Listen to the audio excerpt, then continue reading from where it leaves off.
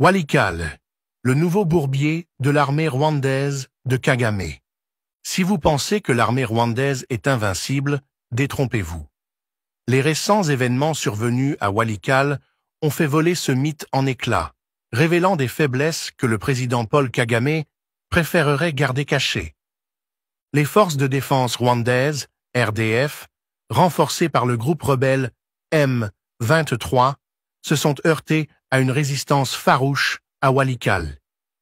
Les rapports de terrain révèlent que les jeunes Wazalendo, aux côtés des vaillantes forces armées de la République démocratique du Congo, FARDC, apportaient un coup significatif aux ambitions de Kagame. La coordination stratégique a permis une réponse adéquate, aboutissant à une victoire tactique incontestable. Les factions RDF M23 ont été mises en déroute, subissant des pertes substantielles, notamment la destruction de 2 jeeps dans des embuscades, tandis que les forces loyalistes ont frappé avec précision, neutralisant 2 positions ennemies. Walikale pourrait-elle devenir un autre cimetière pour les RDF de Kagame?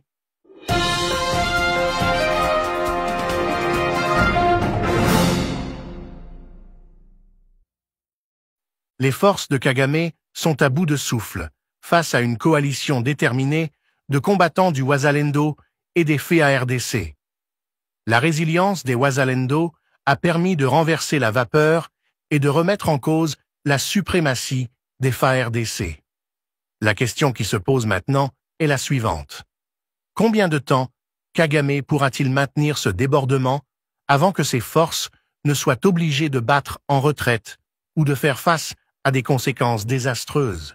La ville de Walikale est assiégée. De fortes explosions d'armes lourdes et légères résonnent dans toute la région, suggérant une attaque en cours. La panique s'empare de la ville alors que les habitants restent dans l'incertitude quant aux événements qui se déroulent. On soupçonne les miliciens du Wazalendo d'avoir lancé l'attaque. Un avion de chasse Sukhoi appartenant à l'armée congolaise a été vu en train de survoler le centre de Walikale, larguant des bombes sur des endroits stratégiques. L'attaque visait principalement la piste d'atterrissage de Kigoma. Les rebelles du groupe AFC M23 ont pris le contrôle de Walikale Centre et se sont déployés sur des sites stratégiques, notamment la piste d'atterrissage de Kigoma, le camp militaire de Nyalusukulabour, le podium de l'unité, le bureau territorial et à Kirima, dans le quartier de Kisima. L'armée s'était auparavant retirée à Boboro, à 24 km de là, sur la route de Kisangani. Walikale n'est pas une ville comme les autres. C'est un centre minier central dans l'est de la RDC, riche en minerais tels que l'étain et l'or. La prise de cette ville par les rebelles du M23 marque leur plus grande avancée vers l'ouest, les plaçant à moins de 400 km de Kisangani, la 4e ville du pays. Ce mouvement stratégique isole les positions de l'armée et perturbe les principales voies d'approvisionnement, démontrant ainsi l'acuité tactique des rebelles. L'escalade du conflit s'accompagne d'une détérioration de la situation humanitaire. Des milliers de personnes ont été déplacées, fuyant la violence et cherchant refuge dans les régions voisines. La communauté internationale observe la situation en retenant son souffle. Mais une intervention significative reste difficile à mettre en œuvre. Les habitants de Walikale sont pris entre 2 feux, victimes de jeux d'échecs géopolitiques. Malgré l'appel au cessez-le-feu lancé par les présidents du Rwanda et de la RDC, les rebelles du M23 poursuivent leur progression. La réponse de la communauté internationale a été tiède. Les efforts diplomatiques n'ayant pas donné de résultats tangibles. Les sanctions et les condamnations n'ont guère réussi à décourager les ambitions de Kagame, ce qui soulève des questions quant à l'efficacité de la diplomatie internationale dans des conflits aussi complexes. En coulisses, divers acteurs exploitent le chaos à leur profit. L'exploitation illégale des ressources minérales, finance les groupes armés, perpétuant ainsi le cycle de la violence. L'implication de puissances étrangères, mues par des intérêts économiques, complique encore le chemin vers la paix.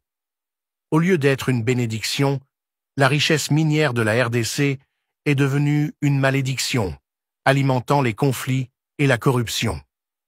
La situation à Walikale est un rappel brutal de la complexité des conflits régionaux. Elle souligne la nécessité d'adopter des stratégies globales qui s'attaquent aux symptômes et aux causes profondes de l'instabilité. Il s'agit notamment de s'attaquer à l'exploitation minière illégale, de garantir une distribution équitable des ressources, de renforcer la gouvernance et d'encourager un dialogue inclusif entre toutes les parties prenantes. Le mythe de l'invincible RDF de Kagame a été démenti sur les terrains accidentés de Walikale. La résistance des forces du Wazalendo et des FARDC témoigne de l'esprit indomptable de ceux qui défendent leur patrie. Alors que le monde observe, la question demeure. La communauté internationale agira-t-elle de manière décisive pour soutenir la RDC ou continuera-t-elle à faire des déclarations creuses pendant que le peuple de Walikale souffre? Ne nous voilons pas la face. Paul Kagame suit la voie des tyrans les plus célèbres de l'histoire. Et s'il est une chose que l'histoire garantit, c'est bien celle-ci. Aucun empire construit sur la peur, le mensonge et les balles ne peut survivre éternellement. À l'heure actuelle, le RDF de Kagame est débordé. Le M23, sa milice fantoche, est traqué à Walikale comme une proie dans sa zone de guerre. Les FARDC congolaises et le jeune et intrépide Wazalendo ne se contentent pas de tenir la ligne, ils la brisent. Chaque bombe larguée, chaque embuscade tendue, chaque pouce de terrain défendu envoie un message sans équivoque.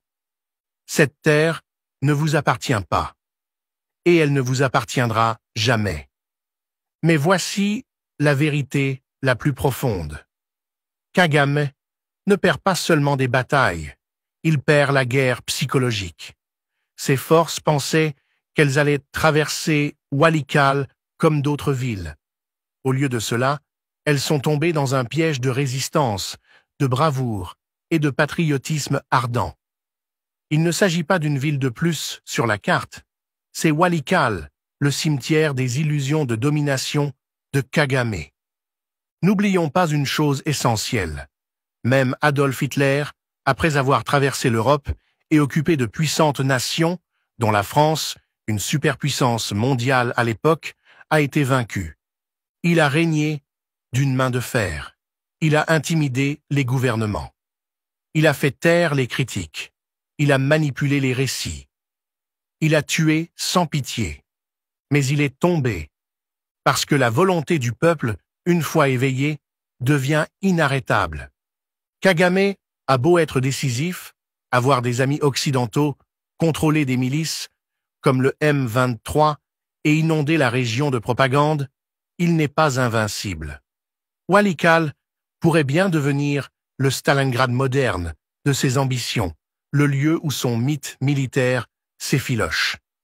Ce qui se passe à Walikale n'est pas seulement une opération militaire, c'est un signal.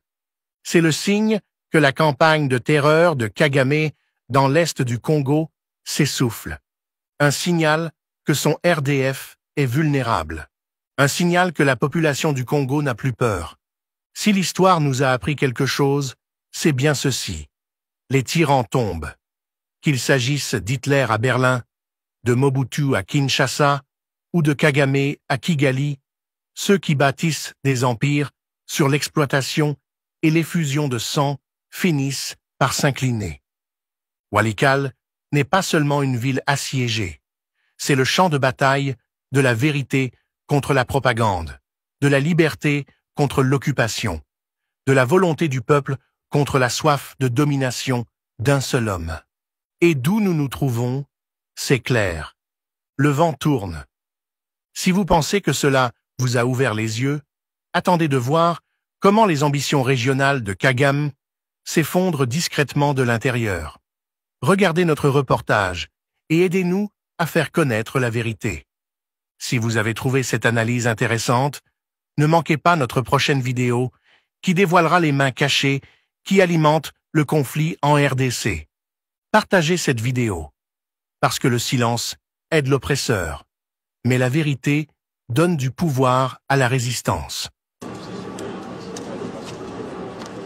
Ce 27 février 2025 est la première itinérance du gouverneur militaire du Nord Kivu à Walikale depuis sa prise de fonction.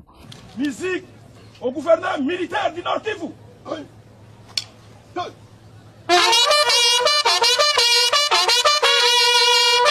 Le général-major Somokakule Évariste félicite la population pour sa résilience. Il l'encourage par ailleurs à travailler en faveur de la paix avec les gouvernements congolais par les institutions légitimes et légales.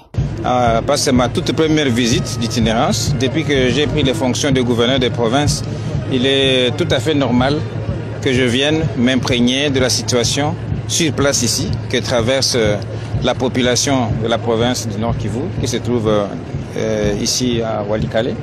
Et voilà, c'est pour cela que je suis là. La population de Walikale est réputée être résiliente, comme vous le dites.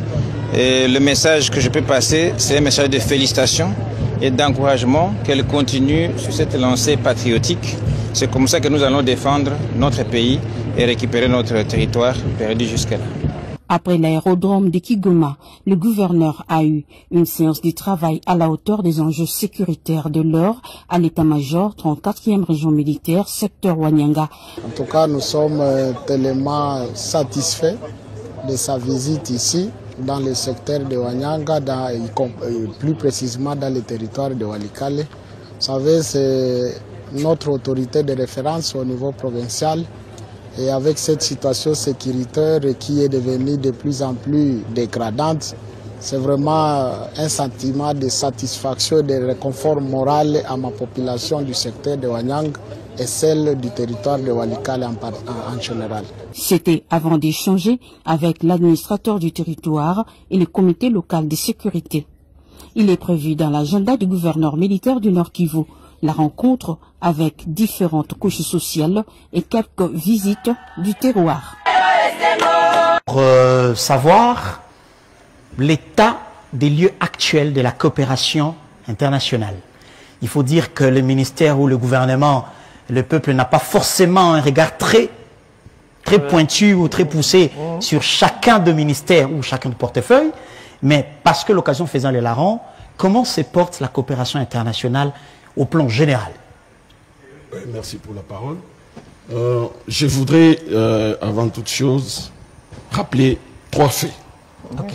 En fait, la francophonie fait partie de coopération multilatérale parce que la coopération a plusieurs facettes. Okay. Elle est décentralisée, elle est bilatérale et avec les organisations sous-régionales et régionales, ainsi de suite.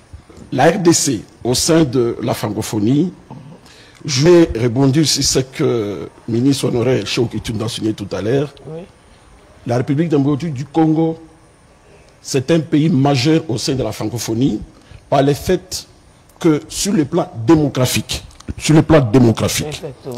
il est le premier pays francophone. En termes de et notre rôle stratégique au sein de la francophonie, en termes de pays, les 6 pays qui composent le bassin du Congo, les 6, tous francophones, la RDC vient en tête en termes environnementaux qui compte près de 62% de l'instance pour négocier sur les questions du climat du côté des francophones. Un des pays francophones qui détient les matières critiques. Vous avez tout ce qui va jouer un rôle demain en ce qui concerne la transition écologique. C'est en RDC. Vous avez 70% des cobalt est détenu par la RDC. En fait, la francophonie, aujourd'hui, a à son sein un pays, parce qu'ils ont mis en place un cadre stratégique de coopération à l'horizon 2030. Les pays francophones vont en bloc, comptant sur tout ce que la RDC détient. Un autre élément que je voudrais souligner, on l'oublie, la francophonie travaille avec 2 groupes cibles, les femmes et le jeune. Aujourd'hui, la RDC, qui a près de 100 qui sont liés avec le jeune, et vous verrez que les jeunes francophones congolais jouent un grand rôle. Lors du dernier sommet à Villers-Cotterêts en France, il y a les jeunes congolais qui ont accroché les prix d'innovation. Voilà brièvement au niveau de la francophonie, fait bouger les choses. Je sens que vous êtes à votre place, hein. Et sans vous mentir. Je voudrais ajouter un élément. Aujourd'hui, nous parlons des 2773, la résolution. Je voudrais rappeler que les sommets s'est tenu en 2022 en Tunisie, à Djerba. Déjà, les départements de la coopération internationale et francophonie, avec sous les leads, les chefs de la délégation, Mme Bessine Kazadi, notre ministre, nous avons pu déjà à son temps, en 2022, obtenir la condamnation du Rwanda et des groupes armés, pour son appui aux groupes armés. Lorsque nous revenons en novembre 2024, le sommet de Villers-Cotterêts, en France également, nous avons pu, avec l'appui des autres pays, vous venez de l'entendre, en tête avec la France, obtenir la condamnation, la solidarité, axée sur l'intangibilité des frontières de la RDC, la souveraineté de la RDC. On n'y touche pas. En fait, la coopération internationale, sous l'angle de la francophonie, fait bouger les choses. Autrefois, vous n'avez pas vu ce qui vient de se passer tout à l'heure. Ça, c'est déjà un des leviers majeurs. Un des leviers majeurs, c'est la paix et la défense, la liberté, ainsi de suite. C'est pour dire qu'aujourd'hui, nous sommes dans la francophonie pour jouer un rôle. On ne peut pas faire la politique des chaises vides. Nous y restons parce que nous savons que nous avons un rôle à jouer. Pour un pays de près de 140 000, au-delà même autour de 125, déjà nous sommes une force motrice au sein de la francophonie. Ainsi de suite, aujourd'hui, parce que vous parlez de la coopération, vous savez, la diplomatie a deux volets. Vous avez la diplomatie politique sécuritaire avec les départements des affaires étrangères. Vous avez les départements coopération et francophonie qui fait qu'aujourd'hui nous sommes ici. Nous sommes en train de déployer cette coopération avec les partenaires. Pour un pays qui a près de 7 millions de déplacés internes, vous l'avez suivi, et aujourd'hui nous sommes au-delà même de 7 millions de déplacés internes, des femmes, des enfants qui sont en errance dans la brousse, dans la forêt. Aujourd'hui, nous sommes en train de chercher, nous sommes en train de travailler en bilatéral, en multilatéral, comme avec la francophonie, voir comment nous pouvons, non seulement en dehors des condamnations, développer les accords, les projets pour venir en aide aux hommes et femmes qui sont en errance dans nos provinces. Je salue ici, passez-moi le mot, le coaching de la ministre Bessine Kazadi, parce qu'en fait, vous pouvez avoir des ressources humaines, mais si vous n'êtes vous-même pas quelqu'un de pointu, vous serez incapable de les exploiter. Et je salue ici votre leadership. Je pense que Kaikwama, Wagner, Marie-Thérèse, Bessine Kazadi, femme claire, intelligente et efficace. Des femmes qu'il faut à la place qu'il faut. Monsieur le délégué général, j'aimerais que vous puissiez vous adresser à tous ces Congolais qui inévitablement vivent avec la langue, inévitablement mourront avec la langue. L'honorable Echel a dit ici, le français est devenu presque notre langue maternelle. Même le bébé de 2 mois, on s'adresse à lui en français. Ce qui fait que quand il apprend ses premiers mots, c'est papa, c'est maman, ce n'est pas mbote. Mbote, ça viendra bien sûr, parce qu'en fait, les lingala étant presque naturels, les Français sont en train de prendre le dessus, ce qui n'est pas une mauvaise chose. Comment allez-vous à ces jours, dans le contexte actuel, rassurer cette population qui exploite le français au quotidien, que la francophonie ne nous a pas abandonnés et que la solidarité est réellement mise à profit pour que nous sortions de cette situation? Merci pour la question. En fait, d'abord, c'est de remercier en fait la déclaration des ambassadeurs, parce que c'est l'expression de cette solidarité francophone en ce jour du 20 mars.